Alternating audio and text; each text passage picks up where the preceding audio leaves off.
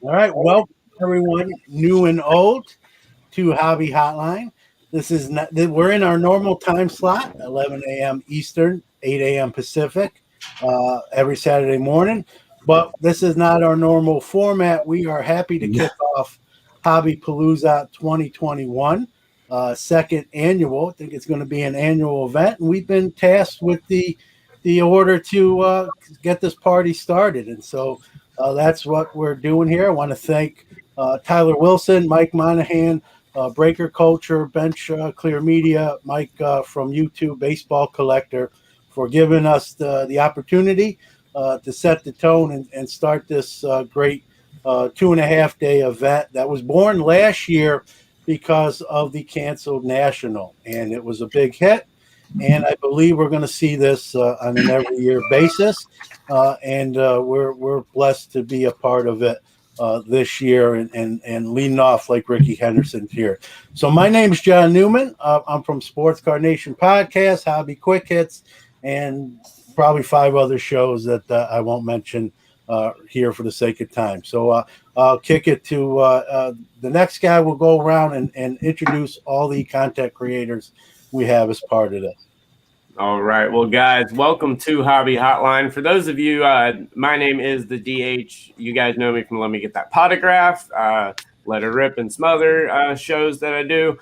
But we are a show that is all about the viewers, all about you guys. What Hobby Hotline is, for those of you that are first-time watchers, I know there's a lot of first-time viewers out there. And morning, everybody. Thank you guys so much for joining. We are very honored to be kicking everything off.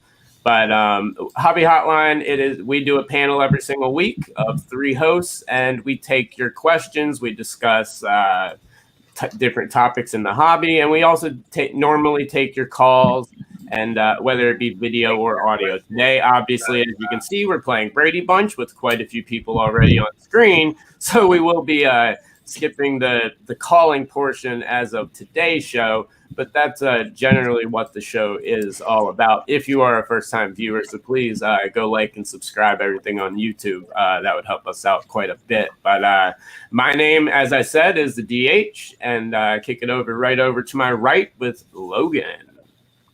Good morning, everybody. My name is Logan Ward. I co-host NASCAR Radio with Val. I'm a 50-year hobby veteran collector. I'm kind of new to the Hobby Hotline crew, but it's an honor to be here, and it's an honor to be on Hobbypalooza. So with that, I'm going to kick it over to my pal Val. Thanks, Logan. Yeah, this is your pal Val. I'm with NASCAR Radio. Bought my first pack of baseball cards back in 1979, so I've been collecting ever since. Transitioned over to NASCAR. Trading cards, and been loving it. So have the podcast, blog, all that's good stuff about NASCAR trading cards.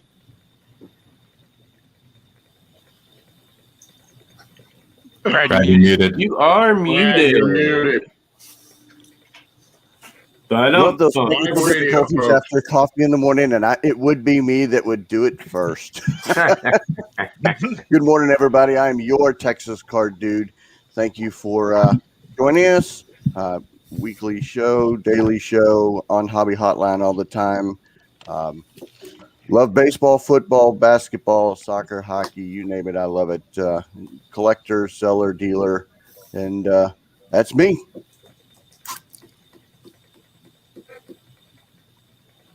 So, who's going to me? Yes, go. All right.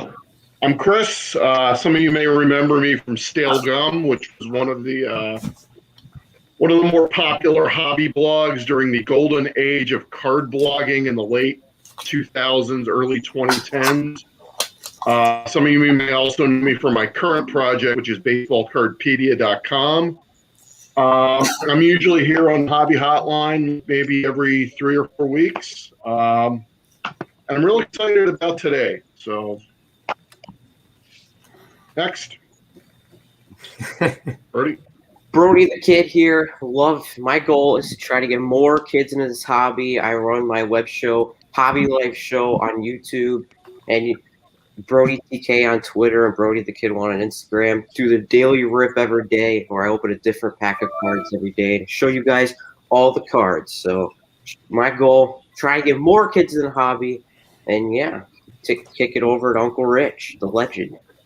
Well, thank you, Brody. My name is Rich Klein. Val bought his first pack in 1979. I set up my first show in 1979. And I'm just happy to be here. And I got to see many of you at the Dallas Card Show in May. We had a blast coming down and doing stuff in May. So this is really the second time in 6-8 weeks many of us have been together. So it's exciting that we got to see each other, and now we get to see each other again. Yes.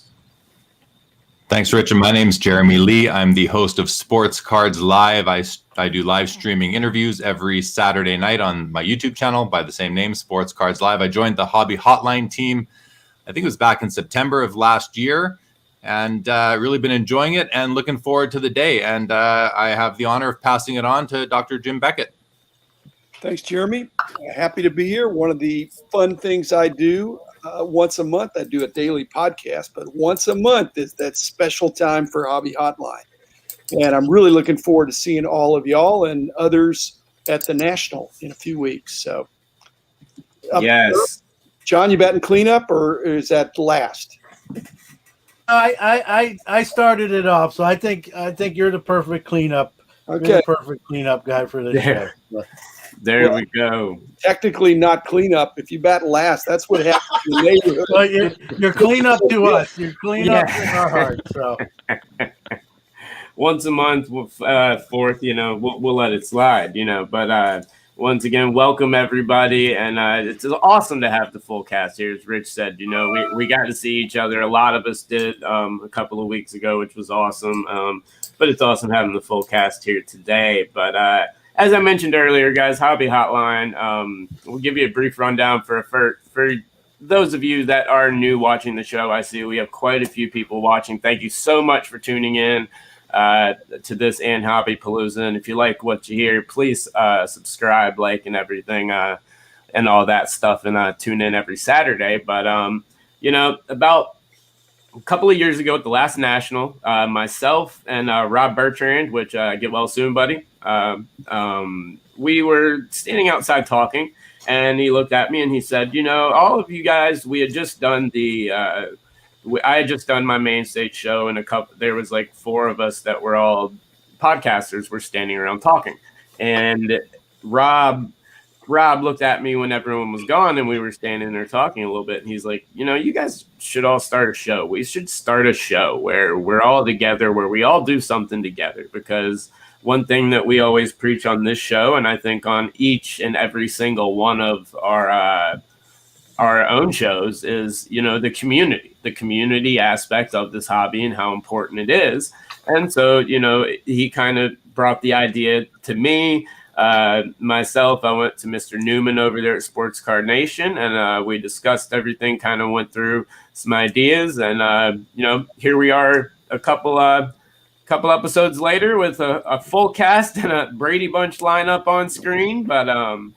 But yeah, so that's the gist of Hobby Hotline. Like I said, we are live every single Saturday right at this time frame. And normally we take calls, answer questions, like I said earlier. This week, with such a full panel, we are just going to discuss some topics that are going on in the hobby, and any questions in the comments that you have. Anything in the hobby that you would like to talk about, throw it in the comments. Any questions whatsoever, we'll answer as best we can. And I completely agree, Grant, that the community is better than the cards sometimes. And there's no better way to find that out than to go to the National, which, guys, it's July 10th. It's time. My plane ticket and hotel is ready. You guys excited? Very. Yeah. Very. Just a show of hands, who's actually among us is going to be at the National? So, Oh, wow. Rich, you're not going this year? Well, I had the money put away, and I also have a big dental bill I found out about. Oh. And unfortunately, the dental thing festers. I love going to the National, but unless something cool happens, I got to take care of my teeth. I like to live. Well, yeah. You like to eat. I like to eat. I like to eat real food. I want to answer 1977's Klotz comment, which is a good one. I hope you're all wearing pants. I'll have to make the first confession. I am not wearing pants. I'm We wearing don't shorts. need you to scroll I'm wearing down, shorts. Chris. We will take your word for it, Chris.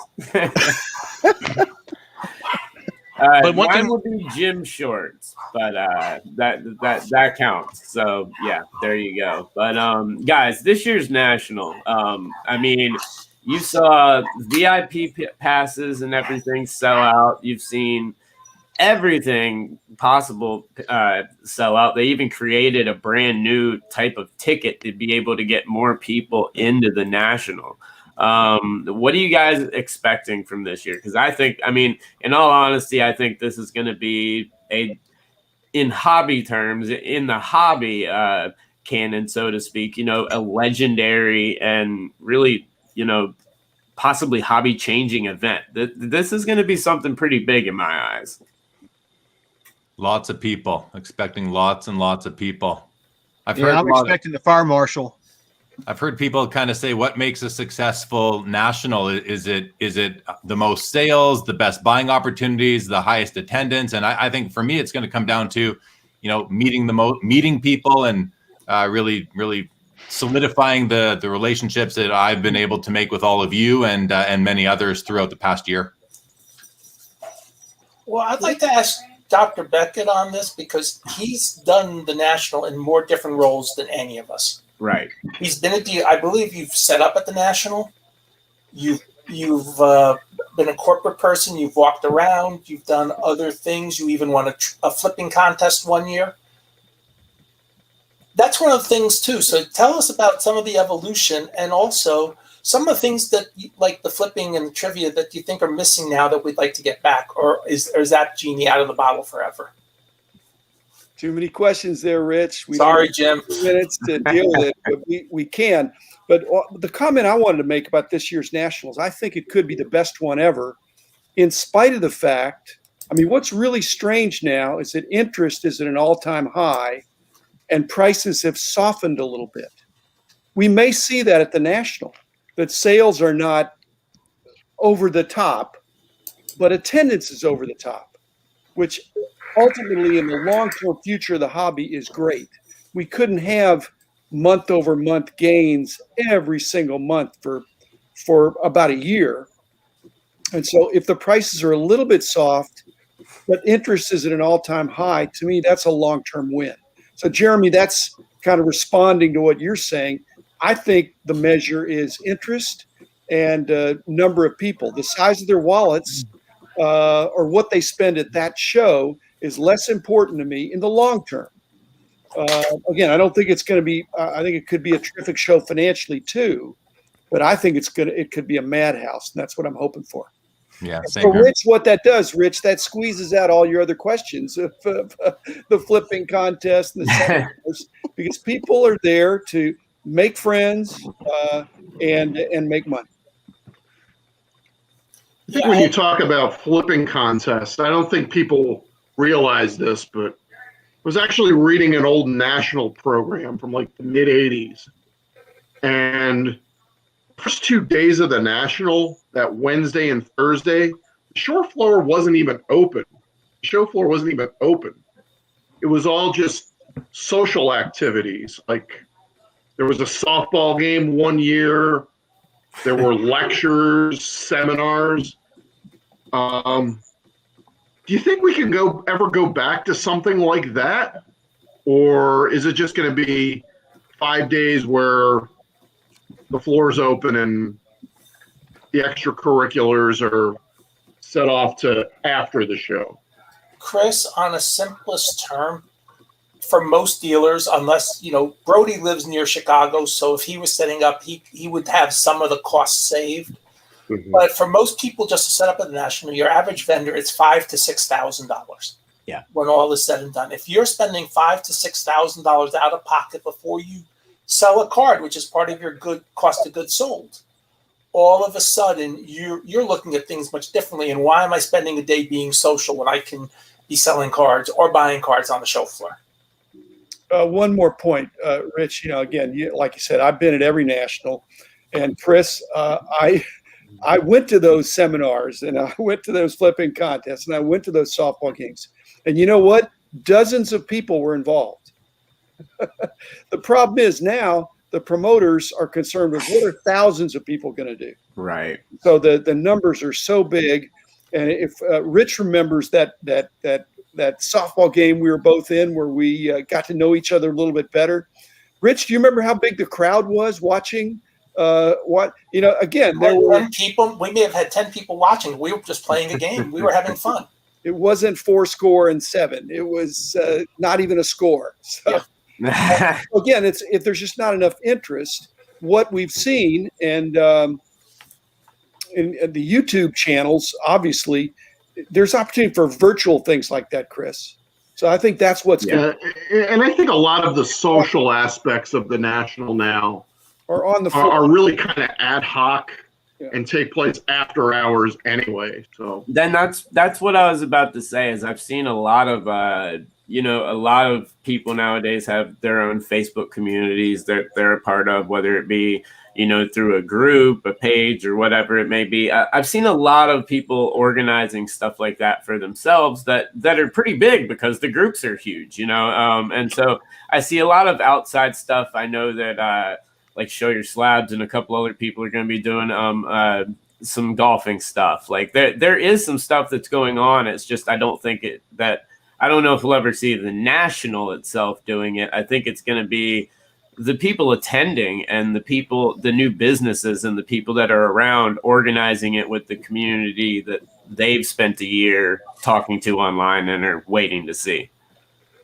There's a wonderful charity event as well happening on the Friday night that Slab Stocks is organizing for Camp Kesem, a camp for kids whose families have had some cancer, I suppose, and it's the funds are going to go to send these kids to camp. It's $500 a kid. So there's been lots of prizes and money donated already. So and there's an event on the Friday night for that. Just throwing that out there to let everybody know that there are these really wonderful events that can happen as well, tied that the hobby really promotes. Yeah, piggybacking off that too, Jeremy. You got Signatures for Soldiers with Virgilio as well. Anthony Dovine does his Rise for kids, and so the fact that you can put an event to this magnitude and still give back, I mean, just as a testament to what a great event this is, and it's going to be fun. I just want to say on Friday, I'm going to be walking the Florida show, getting in as many of those video feeds as I can. I'm going to be video bombing everybody's video feed on Friday. So look out for me on Friday.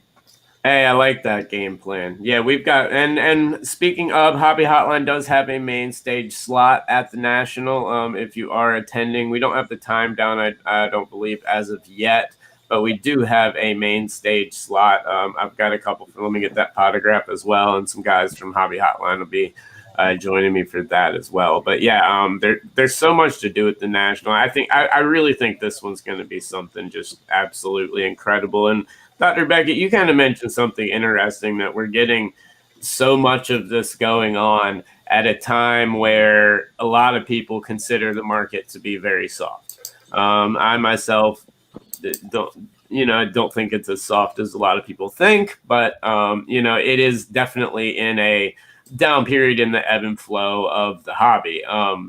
What are your thoughts on all these people going to the National? Do you think this is going to be more of people looking at is this going to be more of a museum show, or are we going to see dealers looking to move stuff? Are we going to see people really looking to buy? What do you guys think the show's going to be like? Because every National, at least the two I've been to, have been drastically different in terms of buying and selling.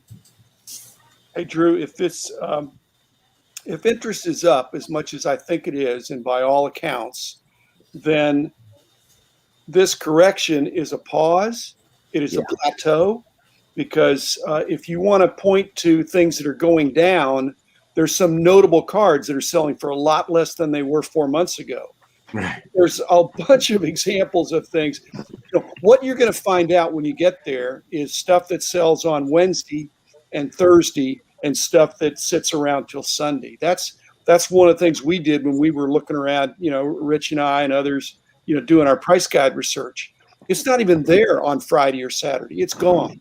Right. Now, if it's still there on Sunday, then it's either soft, you've either overpriced it, or there's too many in the room, something like that. But the really good stuff, Wednesday is still going to be spectacular, and probably Thursday.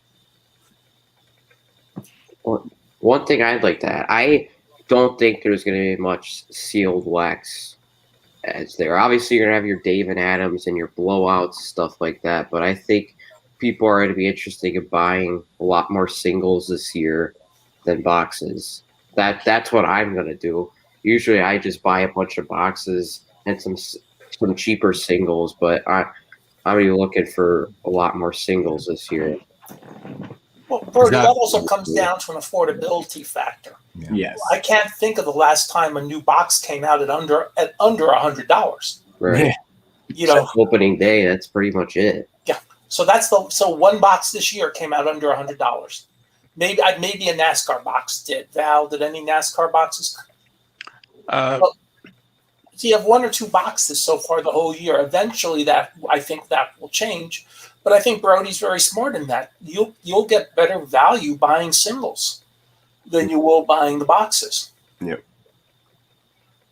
So usually at the show, as Brody said, the Dave and Adams, the blowout, the all the big wax vendors, they have huge setups, with tons of piles and piles of wax, and they're usually very busy. I'm wondering, are they going to have the payoff that they usually do, or are they going to start to allocate more of their table space to singles, perhaps, which we have seen a trend of them doing slowly? Blowout went from no singles several years ago to now having, maybe 3 tables with showcases and then the rest of their big square filled with wax. So I wonder how they're going to respond, or how their investment in the show is going to pay off if the wax sales are going to be just cost prohibitive. Yeah, no, I completely agree, and I've noticed even just from the Dallas to the Philly show, the amount of wax that vastly differed, and a lot more singles popped out at the Philly show than there was at the Dallas show, at least comparatively. But Elite Hunters asked a wonderful question here, and I wanted to get everybody's opinion on, or whoever's got one. Do you think there will be more vintage or modern this year at the show? Now, normally, at the National, and I'm sure we'll still get our awesome museums that people bring out, stuff that's graded in 8 that was put out in 1825 and stuff like that. I'm sure we'll get all of that stuff. But what do you guys think in terms of vintage versus modern? Because I think you're going to see, there's always a lot of vintage. There's always those guys that have set up the way the National sets up their boothing, their raffle system, are going to be set up there again if they want to be. So if they're vintage guys, then that vintage is going to continue to be there. But I think you're going to see more modern at this year's National than you've ever seen by a long shot. But what percent do you think that will be then, Drew? I'd say 65-35 probably modern. Yeah. And by modern, we mean new, as in less than a year old. Last couple years. Yeah, and not early 2000s stuff. Yeah, last couple years. Last 5 years. Yeah, I would expect that number to be in the 80s, 85. And I'd be even surprised if it wasn't above 85. With the number of PSAs that are now coming out, the slabs that are coming out, their popularity, I expect that number to be a little bit higher. But that's Well, at the Dallas show, there was a lot of modern there. I would say it was kind of like what Drew was saying. There was probably at least 55-60% modern there. And people were they had their hard cases with all their cards going around trying to trade. So there was a lot of modern. So I think that trend is going to continue into the National as well. Mm-hmm. Yeah. One thing Drew pointed out, and correctly so, was the National has a lottery system. Yeah. Where if you do X amount of nationals, you go up on the depth chart as to how you get your table. Mhm. They sold out Yeah. very quickly in 2019 for 2020. There was no, and so most of the dealers came back. And so a lot of these people some do it as a vacation, some do it for fun, but you don't see as much modern as you think you do. Right. Walking around the floor at the National. That may change eventually, that will. But one thing I've talked about with Dr. Beckett on his podcast is if you, quote, shop the corners, if you go to the back corners, either as you walk into the front or you walk to the back, you will see more modern there because usually those are the dealers with the lower priorities. Yeah. And so you can get a false impression as how much modern or how much vintage there is, depending on where you are in the room. Like in the past, for my 13 or so national experiences, I would venture to say that 75% of what I've seen just by working the room is vintage. So, and that's just a spitball. But what's it going to be this year? I don't think it's going to be quite as high as some of you do. I think we're going to see more vintage still, and Rich makes a great point that the guys that have had those booths for years and years are going to have them again. Right. So I think we're still going to see stacks of modern, but from a table percentage perspective, I think if I'm right, which I'm not, but if it's been 75% historically, I think it's going to come down a bit. But how far down? To 65 maybe? I think we're still it's a very vintage type of show. This year they moved all the corporate establishments into one section. So it'll be curious to see the dynamic of that. How does that work? Do we see even some collabs come out of that when you get two companies near each other and communicating? So there's so many different dynamics. As far as modern vintage, you're going to see a lot of both. It's the National. And like I always say, if it ain't in that building, it probably doesn't exist, or it's behind Dr. Beckett on as well. When we're talking about whether this National is going to be bigger or better and the configuration of the dealers, the other thing people aren't talking about is the movement, I think, in terms of the way people set up their tables toward quality over quantity. Yeah. Tables are displayed almost like works of art that they've got in their showcases. You're dazzled with the sparkling nature of all that.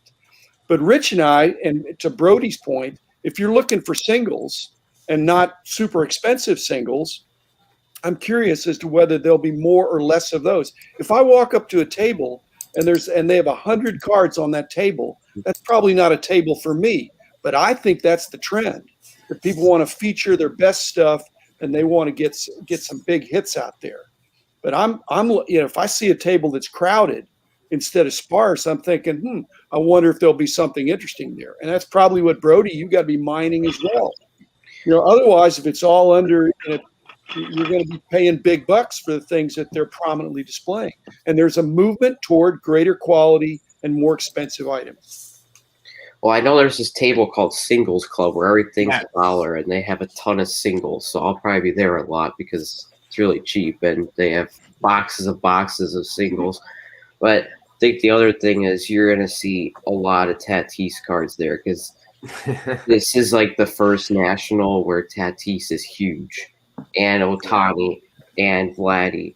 You're going to see a lot of PSA 10 rookies of them, I think, in showcases. Oh, no, I completely agree with you on that. And Dr. B, I know at least when I went to the Dallas and Philly show, I went to a lot of those tables and I saw a lot of those types of displays, tons of them. And one thing that I did with a lot of those guys was ask them if they had anything else. And a lot of them did have quite a bit more inventory that they weren't putting out on display, that they had just behind them. And I mean, the table, like boxes upon boxes. But we are seeing a major trend toward, putting your best stuff out there. But it does raise the question, like you said yourself, that not putting all of that quantity out there possibly loses them a customer in you because you pass by it thinking, it's not for you. And so, but a lot of people are, keeping extra stuff underneath. But yeah, I do think you're going to see this year. I think you're going to see display cases. I think it's going to be let's see who can one up each other on the nicest display cases. And I think you're going to see a lot of modern basketball. When we were talking about modern versus vintage stuff, I expect to see probably some of the biggest basketball cards in the modern era that we haven't seen posted on Facebook a million times. You'll probably see prominently featured at the National. A lot of Lukas, a lot of Trays, a lot of Zions, a lot of Jaws. Yeah. I'm curious about the other sports. I know you guys have been talking about the main sports, but Pokemon, NASCAR, F1, soccer, F1, skating, Tony Hawk and those guys, what we'll see. Because when me and Logan look for NASCAR, there's a very small percentage of folks, dealers will have those cards, but they do bring them. But in the last year, we've seen all the other sports explode. So I'm curious to see what these other sports will, if they'll have a presence in the showcases. Well, I think F1 will for sure. Lewis Hamilton's cards have been huge. Yes. It's Sapphire and stuff. Some of the prices on his Sapphire cards, I couldn't believe what I saw. Well, I know you were talking about cards cooling, whatever, but in NASCAR, we have, still seeing growth and demand for some of the harder cards. Haley Deegan's stuff will probably be there too. I'd imagine that for sure. Yeah, I think she was listed as being the highest female advertising or something. Yeah. Grant brings up same old stuff you see every day. Too much is not a good thing. Grant, you'll see a lot of stuff, but the National is one place, at least in the 2 times that I've gone, the last 2, where you can go from a Topps booth, walk around the corner, and you're standing in a museum of cards from the 1800s. Turn right around and go look at some stuff from the 80s. Turn right around and be looking at Fleer metal, precious metal gems, or some nice metal cards from the 90s, and then hit up your modern. I mean, it's all there. The variety at the National is the one major thing, and it's not regulated to just cards, memorabilia, and everything. I mean, the National, it's not. The National, I definitely would not qualify as same old. I think this is where you get to see a little bit different than usual. What do you guys think? I totally agree with you, Drew. You'll see everything from a Honest Wagner T206 to 52 Mantle to all the LeBron rookies. I mean, it's all there. Anything you want to look for is going to be there. That's one of the great things about the National, and it's like a mini museum almost. Yes. I remember back in Cleveland, I think it might have been the 2013 National. I was at one of the auction booths. I don't remember which one, but they had 2 Honus Wagners in their showcase, and they let me kind of hold them both in my hand at the same time. And I'm sitting there looking at these things, and it was just such a surreal moment. Where else can you hold 2 Honus Wagner T206s in your hands at once? Well, where else can you find 2 T206 Wagners in the same building at once? Yeah, exactly. Yeah. Well, you could just look at. I mean, I remember last year, I heard Rob Bertrand said he only spent $1 at the National, and it was the Ninja Turtles old school pack that he wanted to buy. I mean, you could have so many stories there. I mean, I have a story in the Cleveland National in 2018. This older lady came up to me, and this is how she said it. "Do you like hockey cards?" And I said, "Yeah." And then she hands me the bag, and I look in, and they're soccer cards. I mean, hey, it's free cards. Just don't get in the van with her, Brody. Yeah, Brody. Stay away. And just to talk about Rob for a second, since I write for him and my GTS column, Klein's Corner, he's doing so many corporate things at the National, he can't really go scour the floor very much. Right. So, so for him, it's like if it's a table or 2 away and he can do it real quickly, great.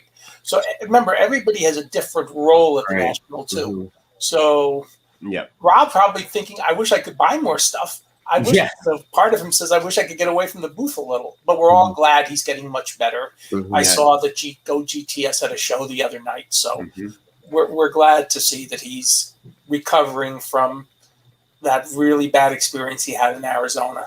Yes, absolutely. Get well, Rob. I talked to him just the other day. He seems to be getting quite a bit better, but yeah, he's definitely quite busy. He's manning that main stage every single day, and then doing all the other stuff he's got to do. So that's one busy man. Yeah. Panini NFTs. Well, we'll be doing the show live from the main stage on one day, and I know I'll be doing some live stuff. I'm sure a lot of you guys are. He asked how many guys are going to be doing some live stuff from the National. I'll be doing some. I'm sure John and everybody will probably be doing some stuff for their stuff as well.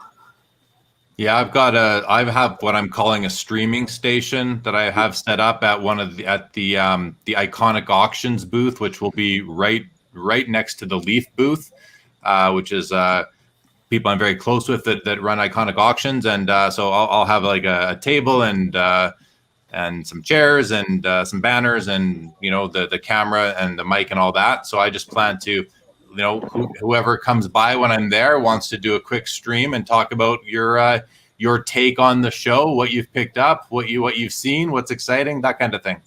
And I invite everybody to come by and do that. I like it. And we'll all be walking the floor too. Oh, so yeah. If you run into one of us, say hi and we'll chat. And we'll all be on each other's shows too. Yes. If you can't get enough of me, well, maybe I challenge everybody to walk up to John and go, "Hello, Newman." There you go. You can just get it all weekend. Bruno makes a great point, and I know some of you guys are set up as vendors as well. He says that sometimes as a vendor, he feels like he misses out on the national floor experience, and you do, quite honestly, because I've the last two I worked for a company behind a booth, and you do miss out on a lot of it because you can be there for the entire show and plan on knocking the national out and not even see the whole thing in the entire time you're there. If your goal is to do that, you can still fail at it. The national is not by any means a one day skip through, find everything you want type deal. And when you're set up as a vendor, you don't want to be alone. You want to have some, you need bathroom breaks, you need meal breaks, and you don't want to miss out on everything for sure. So, but I hear Bruno's comment from doing shows myself. I like Cube Hot Dog's question. How different is the national from the Dallas Philly show? And I have an analogy for that, if I may, Drew.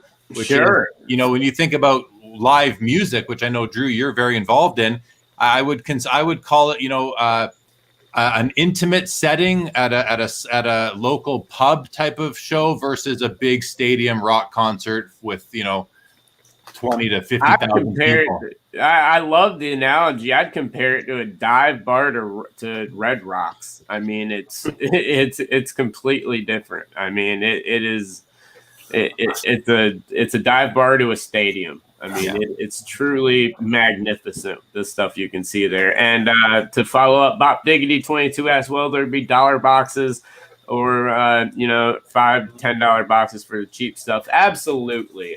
When we were talking earlier about the nice displays and everything that everybody sets up, there's a lot of that, but like Brody pointed out, Singles Club is a great place that if you check them out on Twitter, they actually are already advertising and promote some stuff that they have.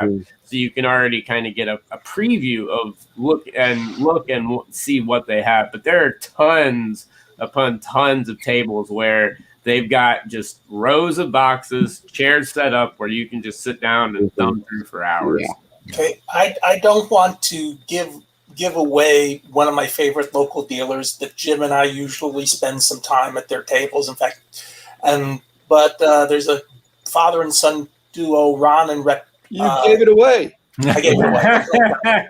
They have cards everywhere from a dime to hundreds of dollars, all arranged in price. You can sit there and be very comfortable. I'm sure, Jim, other people would find them too, so I don't want to.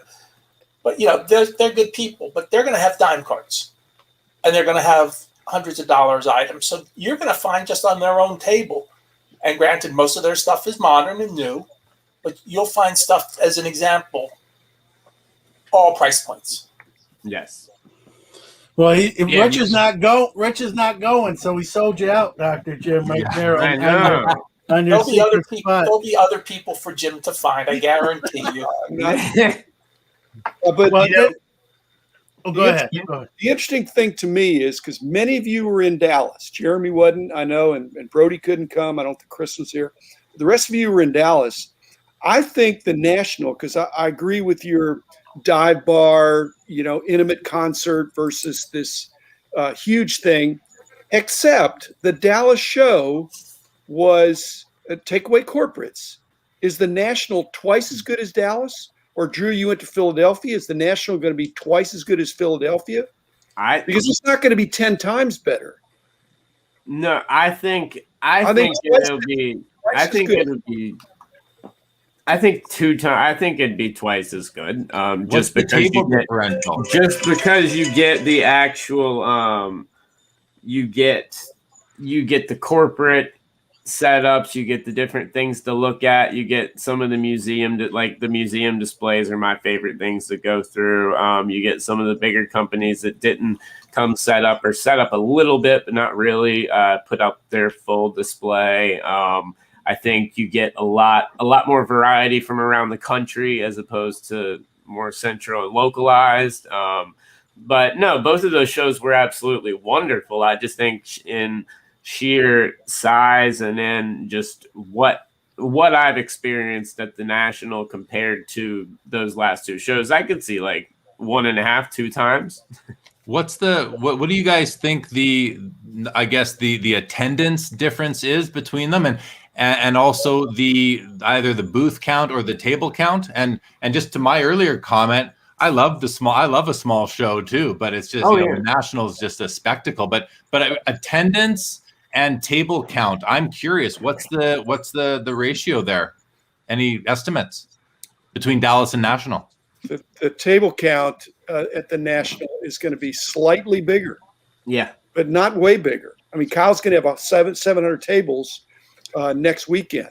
Okay, so it's the National, maybe slightly bigger for tables. Okay? Right.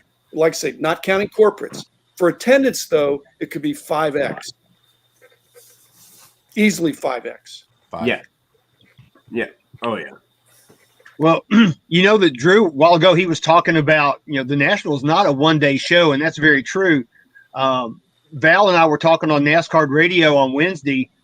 We ran some stats, and if there's 600 dealers and you take all the time that you can possibly be there, it averages out to be less than 4 minutes a table or 4 minutes a dealer that you can spend at the National. And that's if you're there the whole time. So that gives you an idea of the enormity of how big this is and how you really need to utilize your time correctly. Wow. Yeah. Don't forget there's 600 dealers behind the tables. There's going to be a lot of dealers walking the floor with suitcases and boxes as well. They're dealers as well. They're making sales and transacting in the hobby. So there's more dealers than there is tables. So let's just put it that way. Yeah. And one thing to remember about the Dallas Card Show is that it has truly expanded. It used to just be in that one main room. Now it's expanded. I'm in what they usually, except for the show, where Kyle was nice enough to put us in the main room so we had the background of the show. I'm in what he calls the vintage room. There's another room as you walk in from the garage. That's 150 tables added just from the main room, and there's some other people too. There are people in the hallway. He's basically, using every inch he can in that hotel. There's more room if you absolutely need it at the convention center to use. Not a lot, but there is more if you needed it. Another metric I'd be interested in is just square footage, because to Jim's comment that's slightly bigger. So are we talking, if the National's 100,000 square feet, how much room is Kyle taking up in Dallas? And I cannot wait to get to the Dallas show. I will be there within the next 12 months. I think Kyle is slightly under 100,000 square feet, and the National is almost 500,000 square feet. Well, yeah, I think you're about dead on there. And well, Panini NFT kind of did my segue job for me. This is something I wanted to bring up to you guys before we had to wrap up today as Hobbypalooza 2021 continues. But what do you guys think about the hobby post national? We've talked about it multiple times already. We're hitting the biggest event ever, definitely the biggest national ever, at a time where we're at a little bit of a dip. What are your feelings on the hobby going forward after the national? That's a great question. Yeah. Well, I'll start. I was reading some email, and this is before he got hurt, but the 4 hottest cards of the first 6 months of the year were Brian Buxton, Shohei Ohtani, Vlad Guerrero Jr., and another guy like that, maybe Tatis Jr. In other words, people who were doing well. Yeah. And one thing that it's going to, and you'll see that in the football season and the basketball season, we're returning to a more normal hobby situation. Yeah. If you're doing well on the field, people are buying your cards. If you hit 220 like Francisco Lindor is for the Mets after signing that huge contract, your cards are dropping. That's a normal, healthy hobby, and I'm good with that. That's fine. That's awesome. Go ahead, Rich. No, I'm good. That's enough. Also, you're seeing some of the grading companies start to catch up on the backlog, which means a lot of these cards are coming back in these tremendous waves to collectors, dealers alike. And so these are going to, I don't want to say flood the market. Maybe that is the proper way to say it. So I think some of the pricing, not on everything, are going to come down as, a lot of these base rookies that they're now 10,000, graded tens of hit the market. I think you're going to continue to see certain aspect of the hobby, go left and trend down as these graded backlogs come down so much. So I think it's going to continue to drop a little. And like Rich said, I don't think that's necessarily a bad thing for someone like myself and a lot of us in this room that have done this a long time and are not going anywhere, at least willingly, without kicking and screaming. I think we've been through this before, and we'll go through it again, and we know how to handle those situations. I think it's going to be good buying opportunities. Some sellers that maybe are newer aren't going to be very fond of it, but that's the nature of the beast. I completely agree with every single thing you just said. I think that's absolutely how it's going to be. I do see one thing, though. I can see coming out of the national a shift towards wax moving down more towards a relatively somewhat normal pace. You're just never going to drop back down to how it was, but I think it's gonna start to stabilize a lot more as singles and certain things start to rise. I think you're going to see a lot of movement on singles as far as an uptick, wax on a downtick, at least for a little while, at least until they both hit that stable point, which, like you said, John and Rich, is nothing but is not bad for the hobby whatsoever. But with football season coming up, this football season is going to be absolutely incredible, and it's really going to drive this hobby. And really, when football starts, even when they start to have camp, when they're able to start to show 30-minute clips on ESPN, whatever the name of the show is, when they're able to start to show those clips, I think you're going to start to see the football hobby in particular really do something that we haven't seen the football market do in a real long time. Yeah. How many of you are familiar with a concept called the 30-year cycle? Rich invented. Anyone? How things go in a cycle. They peak and then they if we rewind 30 years to 1991, that was the peak of the hobby then, right? We had 100,000 people at the National that year. Everyone was making money. Everything was hunky-dory. And then what happened after that? Toward the end of 91 and into 92, you started seeing products not selling as well. And that kind of culminated a year later with the 92 National, where there were only about, 30,000 people that went to that. I kind of think that this 30-year cycle is kind of repeating itself. And I think that we may not be at the peak, but we're approaching it.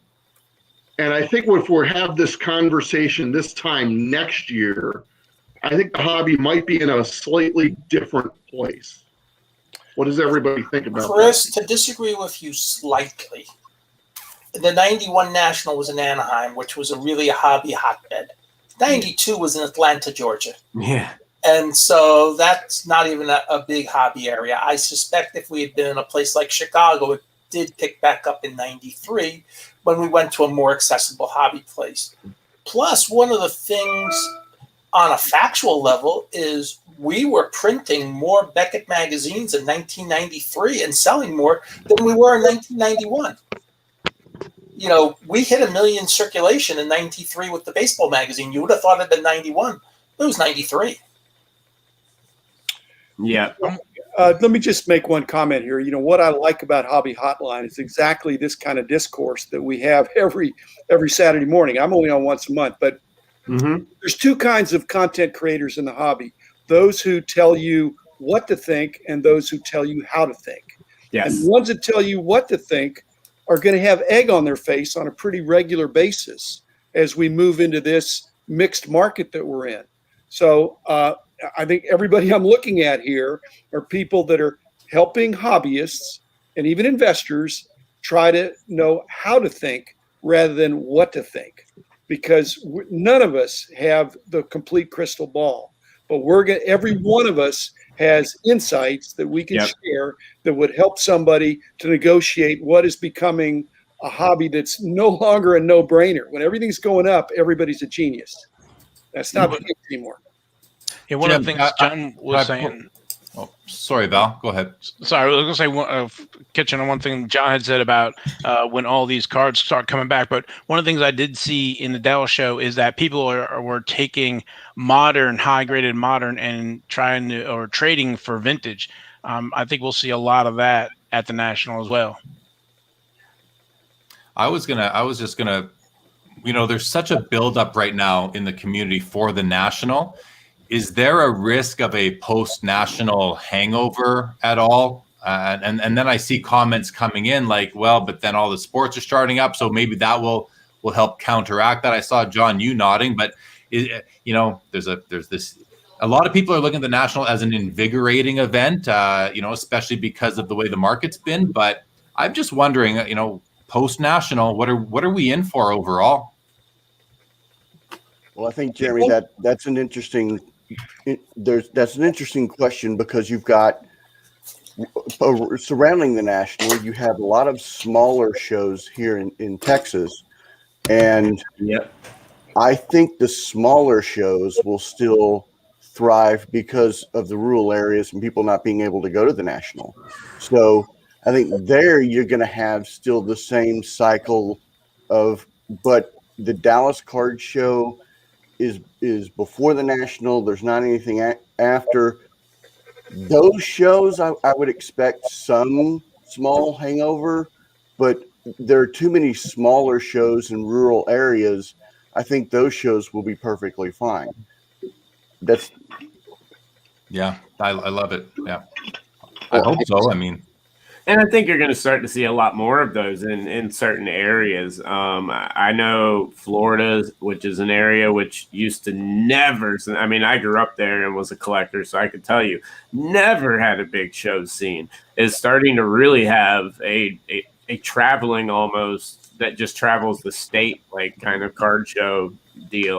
Lots of that stuff is popping up, which I think is awesome. And I think is nothing but great for the hobby.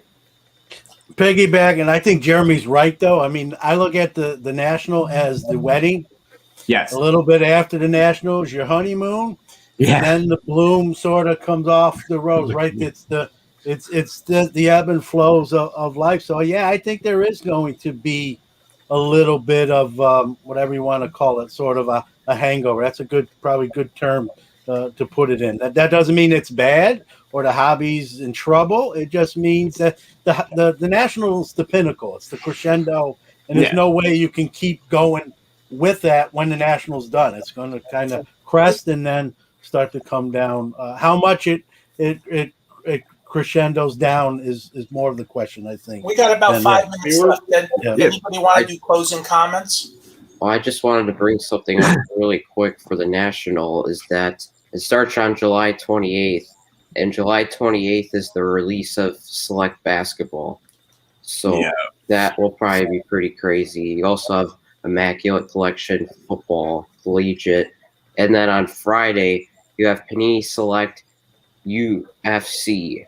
So that's the second product for UFC. So that will probably be kind of chaos too. Yep. Just some things I see. For my final comments, I just want to say I want to welcome Greg Cohn, who's the senior product manager VP at Leaf, who's been in the chat. So welcome to Greg. And also just want to shout out Joe Light. Really have enjoyed his comments throughout the past hour. Yes. Thank you all, and Bench Clear Media and all that as well for organizing. Absolutely. Anybody else with any closing thoughts they'd like? Whatever you do, I'm sorry. Go ahead, Rich. Whatever you do, enjoy what you do. John Newman has a great saying: "The people are the hobby." You got to reverse, but they both work. Okay, the hobby is the people. Okay. So you get older, your mind does dyslexic things, but the hobby is the people. And we have 10 of us here. We've enjoyed the hour. We hopefully can do this again real soon. I think this has been a blast. And thank you, everybody, for letting us do this and leading off Hobbypalooza. And as for me, I won't be wearing this very long because I got to get a haircut because my niece is getting married today. So happy marriage day, Paige. She's marrying a really good guy. We're really happy. And, it's wonderful to see such happy things go on. Beautiful. Well, guys, like I said, normally, this is a live call-in show. So please, if you have enjoyed what you saw today and like some of the hosts, please check us out every single Saturday at 11 a.m. These are also available in podcast form if you aren't able to catch them live. And we love it when we have you guys call in. Normally, when there's not a Brady bunch of us on the screen, we like to have you guys pop in and chat with us for a while and hang out or answer questions straight from the chat like we did today. But thank you so much to Bench Clear Media. It's an honor to be kicking off Hobbypalooza 2021. There's some absolutely incredible acts coming on today and tomorrow as they go through their entire thing, including our own Jeremy Lee, who I know has Sports Card Live on there as well. But it's going to be a wonderful time. Thank you, everybody. Yeah. Yes, I just want to, just in closing, Drew, thank you to Bench Clear, Mike, Tyler. Hopefully we did you a little proud. And like Drew said, this show's on every 11 a.m., 8 a.m. Pacific, 11 a.m. Eastern.